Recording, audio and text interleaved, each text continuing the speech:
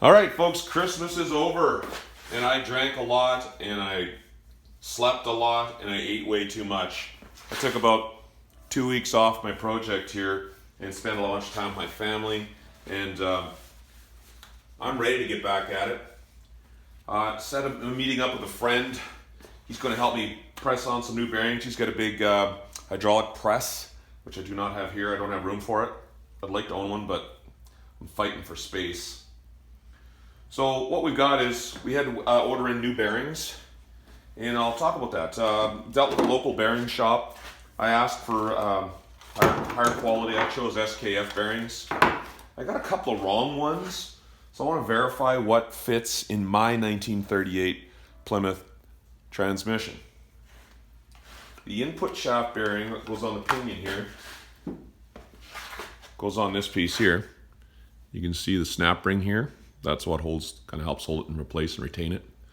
That's the input pinion. When I first took the tranny apart, it didn't seem that bad, but then I degreased everything and cleaned it up. Have a listen. That is almost sounds like a bunch of rocks rattling around in a coffee can. Quite noisy. It's done.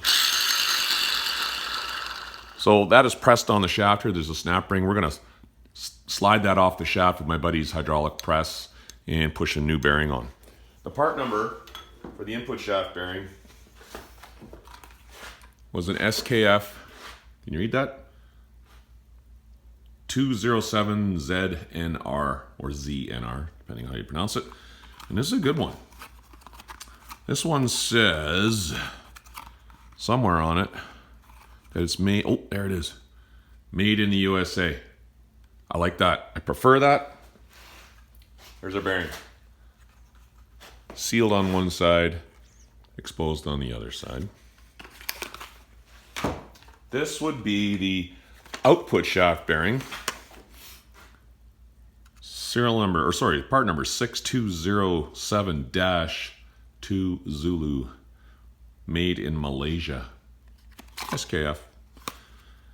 This one, the original one I pulled out was open. You could see the rollers on one side, and this side was sealed, but this one is sealed on both sides, but I'm going to put it in anyways. I think it's going to be fine. This tranny is maybe going to see 20,000 miles in 20 or 30 years, so I think it's going to be fine. Ordered this on eBay. That's one of the things I recommend is the original parts manual for these cars, because there's questionable seals and there's original OEM quality, which I honestly believe are the highest quality parts I've seen for these old cars.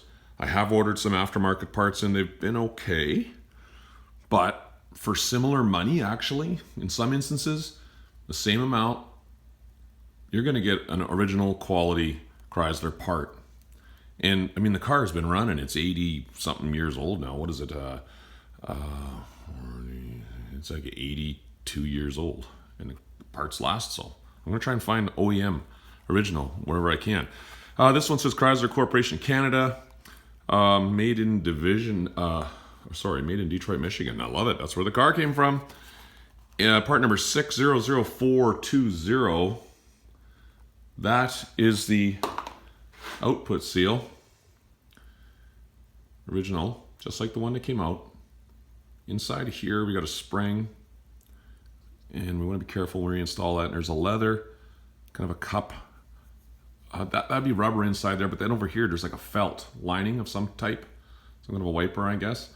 I'm going to soak that in oil, make sure it's good and wet. It'll suck up a lot of oil. Actually, you know what? That inner cup, I'm just feeling it now. That's leather. It's not rubber.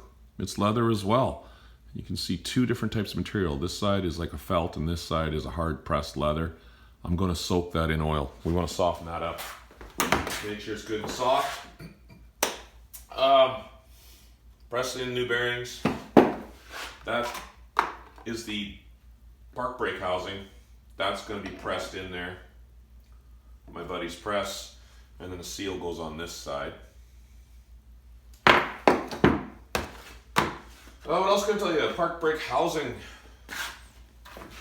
cleaned it up a little bit, and it's absorbed quite a bit of oil and grease and road grime and dirt over its life. The tranny was leaking.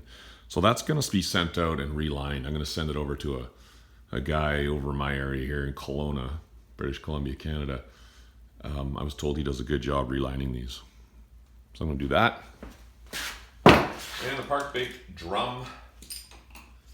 Again, it's fairly dirty. We're going to clean that up and degrease it, maybe clean it up with some emery cloth, get that good and clean for the new, and clean up a brake clean too when we're done. We want that to be super dry and clean, oil free, grease free, and we're going to have an awesome working parking brake. These are the snap ring pliers that I recommend for the pinion bearing. There's a snap ring right there. These work quite well. Get yourself a pair of those if you don't have them. I mean, the good ones made by Snap-on or whatever, probably $100, but I got these made in Taiwan. I use them twice, I'm happy. I think they were like 15 bucks or something. And that's kind of where we're at. I'm gonna, like I said, head over to my buddy's house, press on bearings, and then we'll go from there. We'll be in touch.